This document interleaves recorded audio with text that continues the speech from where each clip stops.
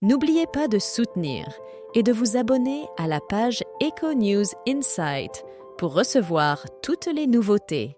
Ce mardi 12 mars sur BFM TV, Marion Maréchal a partagé ses réserves concernant la sélection d'Aya Nakamura pour la cérémonie d'ouverture des Jeux Olympiques à Paris en juillet.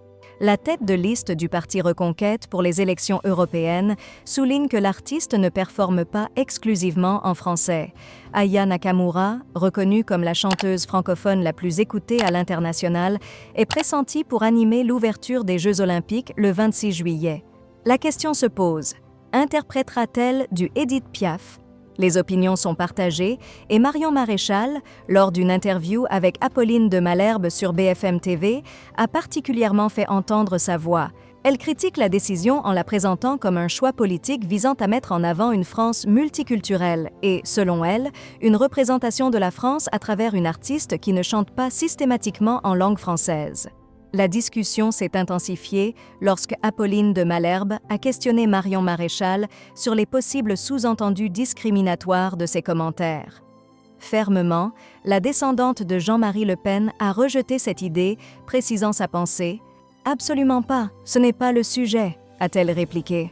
Elle a clarifié sa position en faisant référence à Joséphine Baker, icône de la culture française, soulignant qu'elle ne voyait aucun problème à ce qu'une personnalité noire représente la France.